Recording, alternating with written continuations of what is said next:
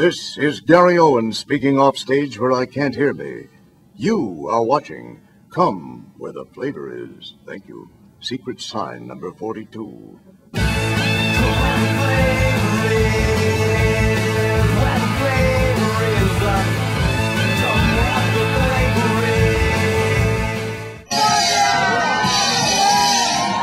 Come where the flavor is.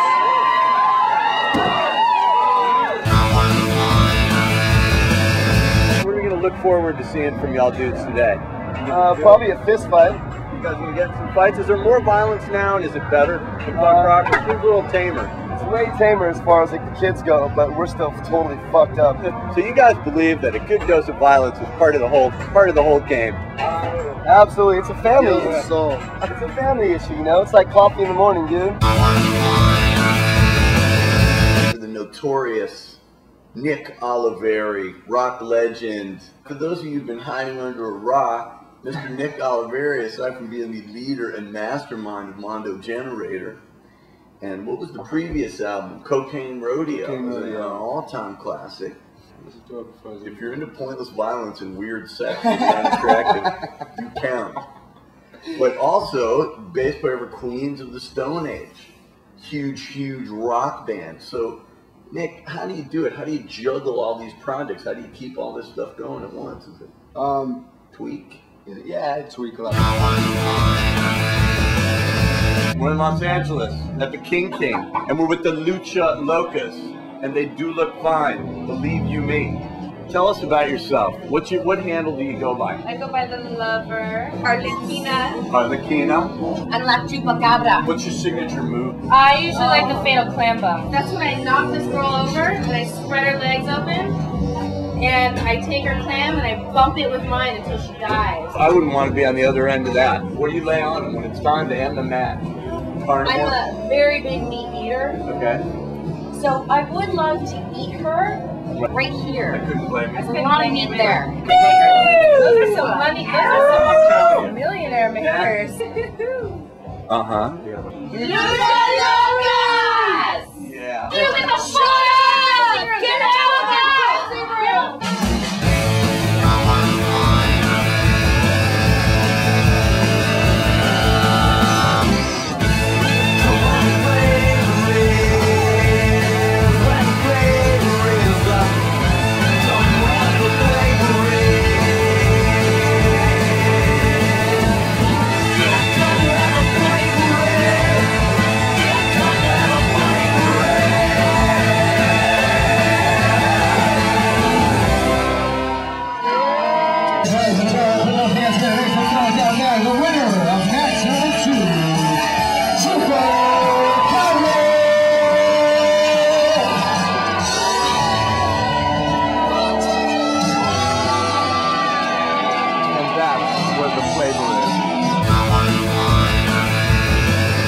I consider us like the third generation of punk rock music. We listen to Green Day and Rancid and NoFX, and those bands were influenced by bands like, you know, The Damned and Sex Pistols and The Clash or Social Distortion, you know.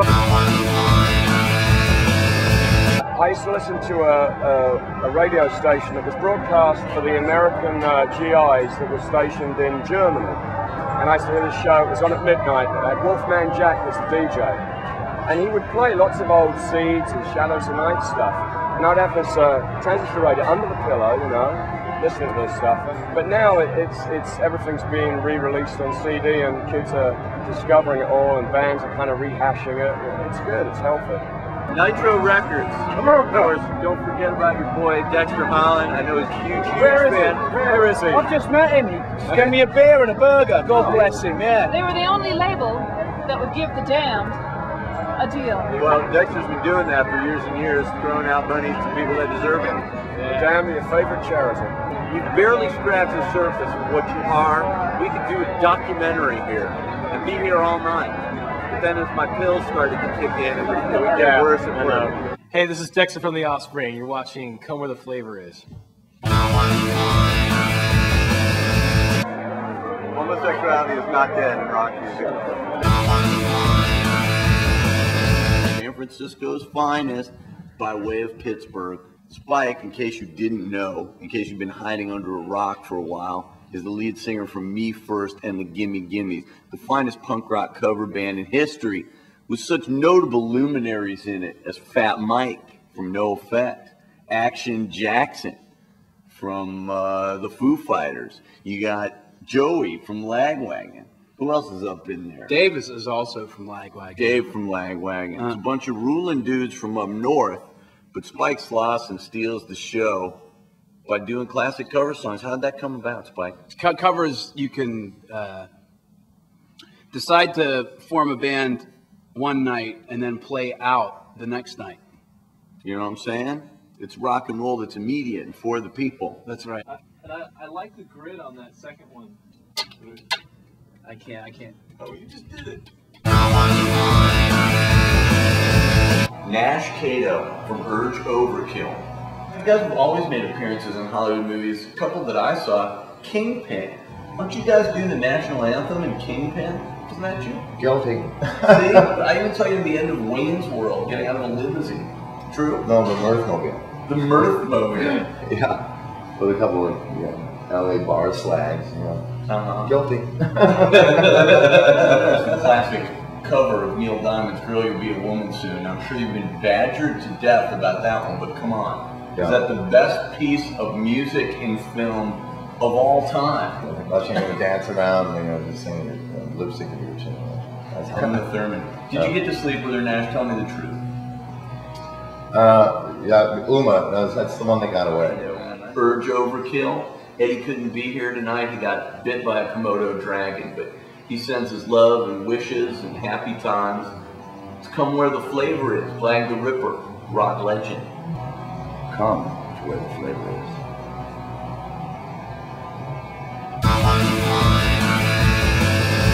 You're going to see a lot of grievous bodily harm tonight. We're going to throw some bottles around, beat some people down.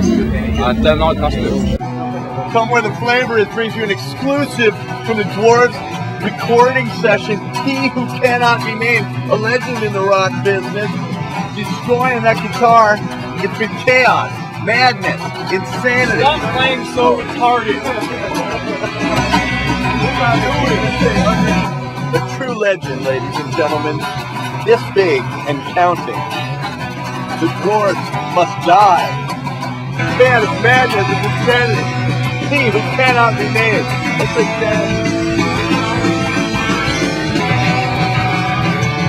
All right, the Dwarves must die.